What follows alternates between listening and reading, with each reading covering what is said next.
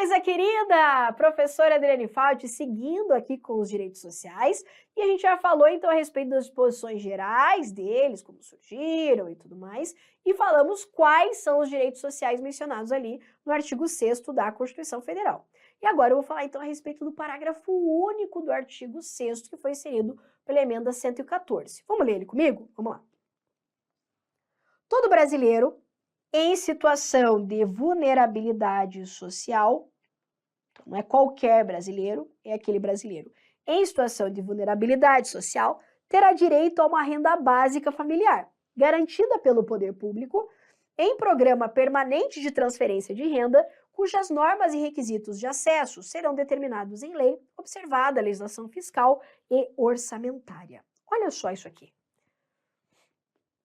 O que a Constituição veio trazer aqui é revelar uma preocupação que se mostrou muito grande durante o período da pandemia da Covid-19.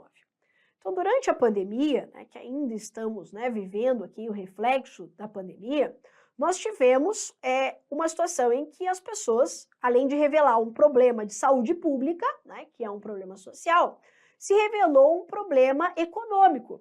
Isso porque as pessoas em casa não podiam trabalhar, justamente por toda a questão de saúde pública envolvida, que tivemos que ficar em casa durante um tempo, não tinham condições de manter a própria subsistência, principalmente profissionais liberais, autônomos, que dependiam do trabalho para sobreviver. E daí o Estado, então, teve que dar um jeito para que essas pessoas pudessem se manter durante esse período. Isso revelou, então, uma necessidade do Estado brasileiro de criar mecanismos e instrumentos para a redistribuição de renda. Isso porque nós somos um país rico, mas um país com uma concentração de riqueza gigantesca e uma miséria generalizada. E a Covid-19 escancarou isso na nossa cara, Especialmente as crianças, por exemplo, com acesso à educação.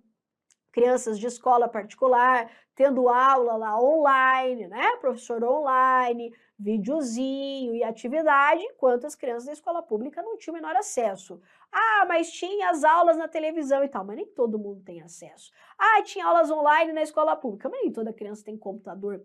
A desigualdade social, ela foi escancarada, jogada na nossa cara, especialmente com a Covid-19. Não é que ela já não estava na nossa cara, ela já estava na nossa cara há bastante tempo. Só que a Covid, a pandemia, ela veio e falou assim, caramba, isso aqui realmente é algo muito grave.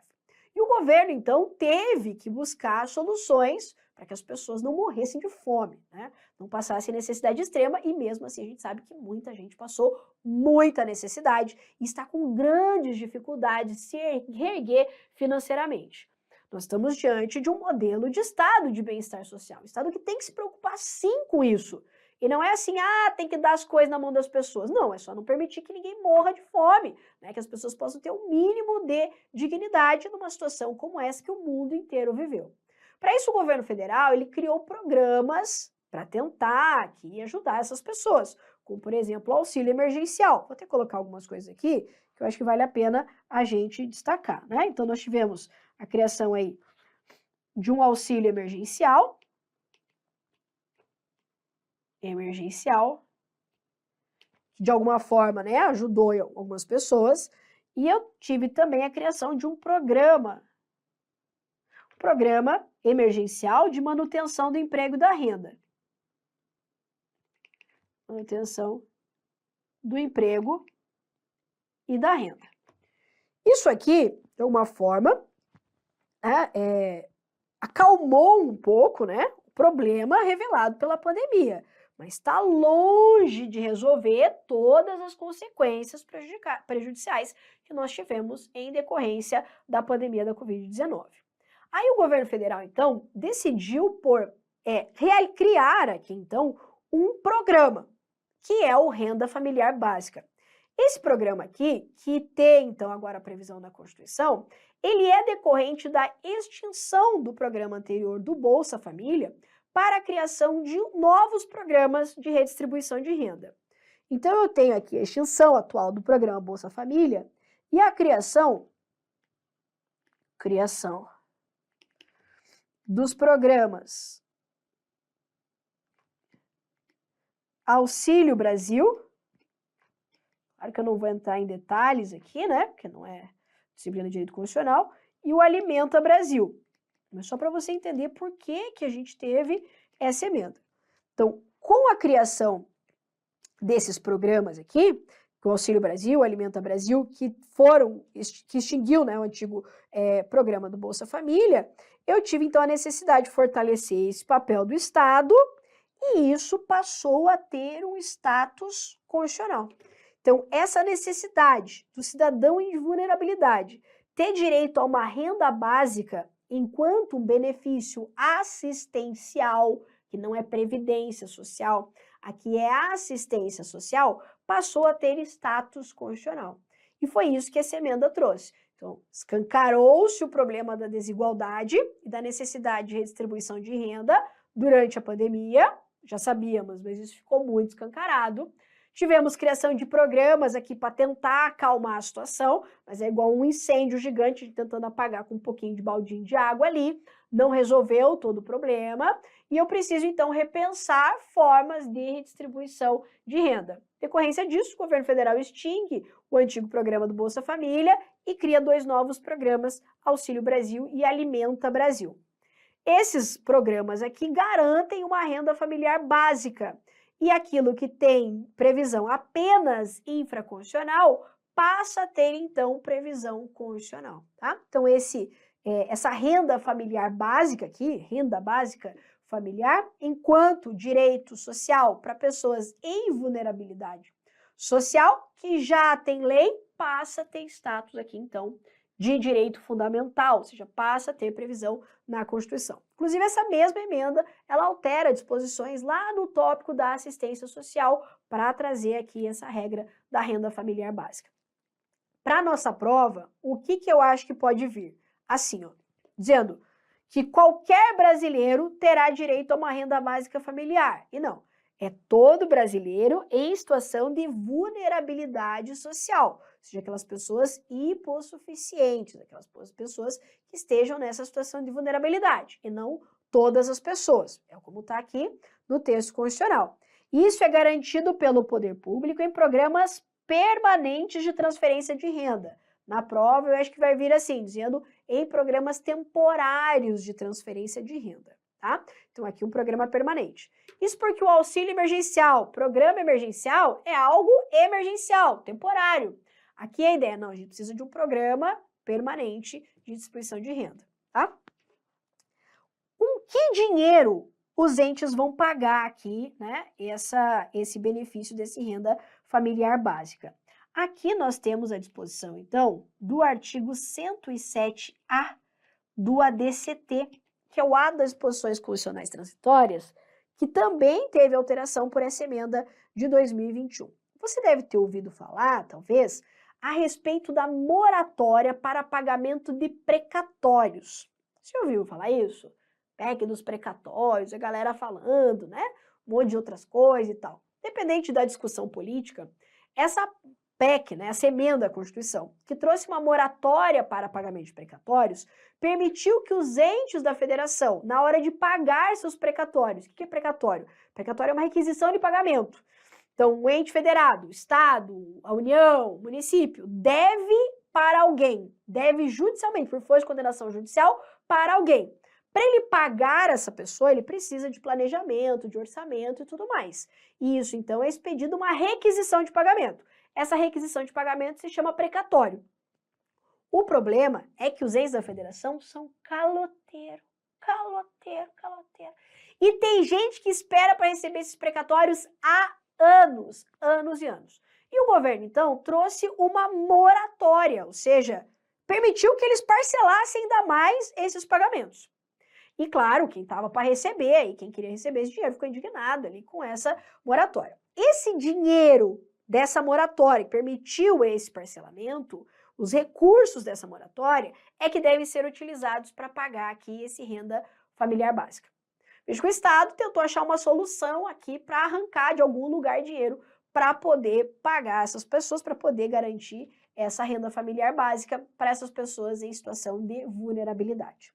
Então, para a prova, em direito constitucional, acho que se vier, vem literalidade, tentando pegar aqui, trocando alguma coisinha disso que eu destaquei para você, ou vem falando a origem desses recursos, né? Que pelo artigo 107A, então, devem ser originários dessa moratória, né? Desse dinheiro que eles vão ter em orçamento decorrente do não pagamento dos precatórios, tá? É isso. Dos precatórios. Ok? Belezinha aqui? Beleza. Para a gente finalizar aqui, vamos falar a respeito das características dos direitos sociais. Bom, eu posso elencar aqui 3 grandes características dos direitos sociais. Primeiro, a sua imperatividade. Imperatividade. Os direitos sociais, assim como os demais direitos fundamentais, eles são uma imposição, um dever para o Estado. Não é um por favorzinho, né? Quando a condição coloca lá saúde, educação, trabalho, alimentação, ela está dizendo assim, Estado, se assim você sentir no seu coração, tá? Se você achar assim que deve, tal, você garante saúde, educação, essas coisas para as pessoas. Não. É uma imposição, é seu dever, é sua obrigação. Não depende da vontade das pessoas e não depende de ninguém ficar pedindo. É sua obrigação, Estado, poder público, criar leis eficientes e políticas públicas para que esses direitos possam ser realizados. Então, aqui é uma norma imperativa, né? Não assim, uma recomendação, ai, se você quiser. Não, é para fazer mesmo, tá? Imperatividade. Não é um conselho, né? Ah, eu acho que você deve, assim, né? Quando aquela amiga assim, ah, eu não sei, mas eu acho que você não deveria fazer isso, né? Não é um comando, ela tá te dando um conselho, né? A Constituição não tá dando conselho aqui, não. Ela tá falando, faz isso aqui. Então, imperativo. São invioláveis. Aqui é a garantia da inviolabilidade. Inviolabilidade. Essa garantia pertence a todos os direitos fundamentais. Eu estou dizendo para você que não é diferente com os direitos sociais. Ou seja, eles são invioláveis. Aliás, todos os direitos fundamentais são invioláveis, né? Mas é que a gente vê tanta violação de direito social que às vezes até pode passar na nossa cabeça que eles podem ser violados, né? Mas não podem. Os direitos estão na Constituição para serem cumpridos. Por isso são invioláveis. Ninguém pode violar esses seus direitos. E, por fim, eles têm aplicação imediata. E aqui eu preciso que você preste muita atenção nisso, para você não se confundir. Aplicação imediata. Quando a gente fala que os direitos sociais têm aplicação imediata, é porque o parágrafo 1º do artigo 5º da Constituição vai dizer assim, ó, as normas definidoras de direitos e garantias fundamentais têm aplicação imediata. O que a Constituição está me dizendo? Ela está dizendo assim, olha, esse monte de direito fundamental, coisa linda, coisa querida que eu estou colocando aqui, não é para inglês ver, não é para ficar aqui igual um mural de desejos, não, é para o Estado criar condições para que eles possam ser exercidos. Só que alguns desses direitos, eles não conseguem ter aplicabilidade imediata, porque dependem de regulamentação. E alguns dos direitos sociais, via de regra, são esses direitos que dependem de regulamentação. Então, quando a gente fala que os direitos sociais têm aplicação imediata, essa é a ideia de que todos eles possuem eficácia jurídica. Ou seja, você não pode criar uma lei, uma norma infraconstitucional, contrariando o que a Constituição dispôs a respeito dos direitos sociais. E mais, é um comando vinculante para que haja uma normatização para que esses direitos possam, de fato, ser implementados. Mas nem todo direito social tem, portanto, aplicabilidade imediata, eficácia imediata, aplicabilidade ou eficácia social. Isso porque, como regra, os direitos sociais se classificam como normas programáticas. Então, de novo, eles têm aplicação imediata. no sentido de produzirem eficácia jurídica. Lembra lá da nossa aula de eficácia jurídica. Mas, como regra, são normas de eficácia limitada, ou seja, normas programáticas. Vamos pensar aqui no direito à educação e no direito à saúde? Fica fácil a gente ver.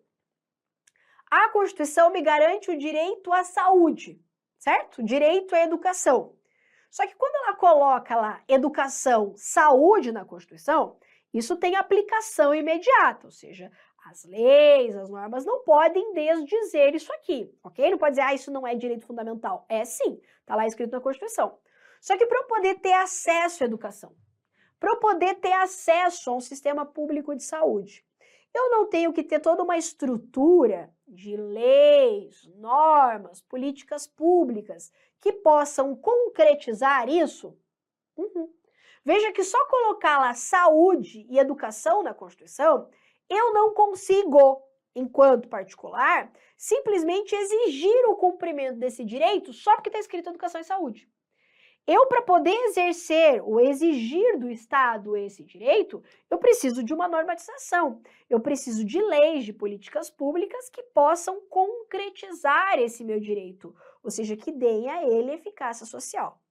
Então, vamos lá, para a sua prova, os direitos sociais têm aplicação imediata, assim como todos os demais direitos fundamentais. Então, eles são imperativos, invioláveis e têm aplicação imediata, como todos os direitos fundamentais. Agora, quanto à sua aplicabilidade ou eficácia social, que é a produção imediata de direitos sociais, na sua realidade social, aí os direitos sociais não têm essa aplicabilidade imediata, elas não têm essa eficácia plena, elas são de eficácia limitada, ou seja, aquelas que dependem de regulamentação, tanto através de lei, de normas infraconstitucionais, tanto através de políticas públicas do Estado. Tanto é que, caso o Estado não assegure esses direitos sociais, não crie políticas públicas, né, nesse sentido, é cabível mandado de injunção. Então, já reconheceu o STF o cabimento, então, de mandado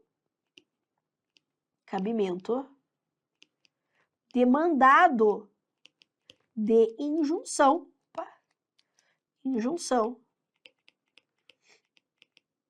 quando não houver aqui regulamentação, né, a realização dos direitos sociais, ok? Então, em resumo, para a gente consolidar aqui esse nosso bloco, nós tivemos, então, a criação da renda familiar básica, né, que não é uma novidade, mas passa a ter status constitucional, que é um direito a uma renda, a um valor pago pelo poder público àquelas pessoas em situação de vulnerabilidade social. É um benefício, portanto, de assistência social, ou seja, não depende de contribuição. Então, está em situação de vulnerabilidade, preenchidos requisitos legais previstos nos programas Auxílio Brasil e Alimenta Brasil, a pessoa vai ter direito a receber uma renda familiar básica. Esse direito, então, com o status constitucional, que vai ser pago com qual dinheiro? Dinheiro aqui da moratória dos precatórios, ok? E ainda as características dos direitos sociais, que é a imperatividade, inviolabilidade e aplicação imediata. Ter aplicação imediata não significa que eles são normas de eficácia plena. Isso porque a maioria dos direitos sociais são, portanto, normas de eficácia limitada. Ok aqui? Muito bem, encerramos esse nosso bloco.